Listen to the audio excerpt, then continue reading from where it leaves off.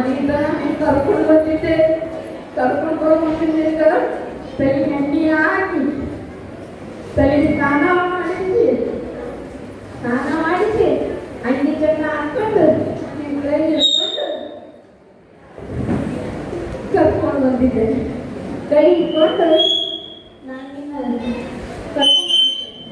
ಅಲ್ಲೇ ನೀನು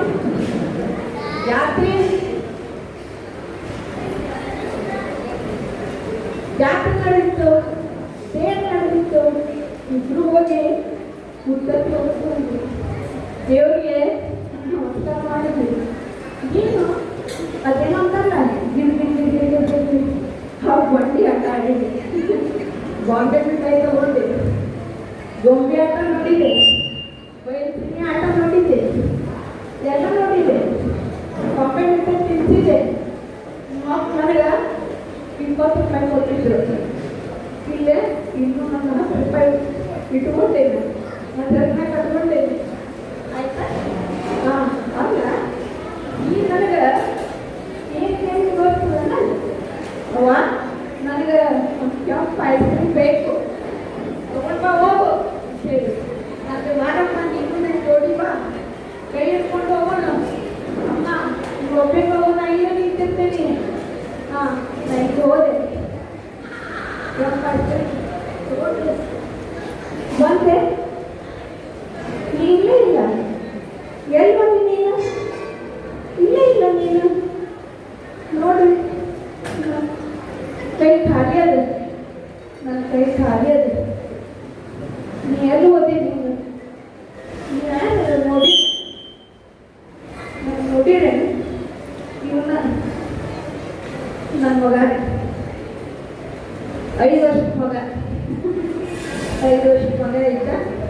ನಾವು ಇವರು ಜಾತ್ರೆಗೆ ಹೋಗಿದ್ವಿ. ನೀವು ಯಾರಾದ್ರೆ ನೋಡಿದ್ರೆ ನನಗೆ ಒಂದು ಸ್ವಲ್ಪ ಹೇಳಿದೆ, ಬರ್ತಾನೆ.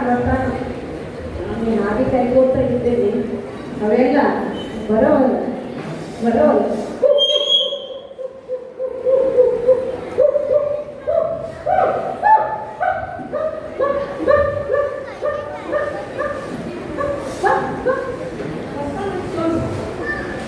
ಚಪ್ಪಲಿ ಈ ಬೂಟ್, ಹಾಂ, ಈಗ ಬರ್ತಾನೆ.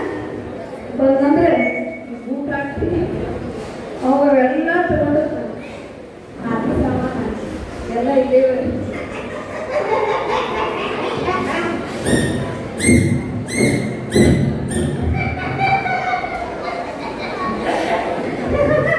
ನನಗೆಲ್ಲ ಹುಚ್ಚಾಗ್ತದೆ.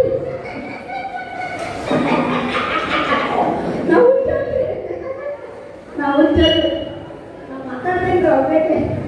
ಇಲ್ಲಿ ನನ್ನ ಮಗ ಇಟ್ಕೊಂಡ್ರಿ, ನಾನು ಹೋಗ್ಬೇಕೆ ಮಾತಾಡೋದಿಲ್ಲ.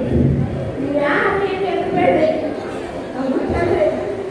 ಅಲ್ಲೇನೋ ಭಾಳ ಮಂದಿಗೆ ಹೋಗ್ತಾರಲ್ರಿ, ಅಲ್ಲೇನು ನಿಲ್ತಾನೇನ್ರಿ ನೋಡಿರೇನೆ? ಅಲ್ಲೇ ಬಟ್ಟಣಿಗೆ ಹೋಗ್ಲು ಊರಿಗೆ ನಾವು ಬಂದಿದ್ವಿ. ಬಟ್ಟಣಿಗೆ ಹೋಗ್ಲು ಎಲ್ಲಿದ್ದಾನವ?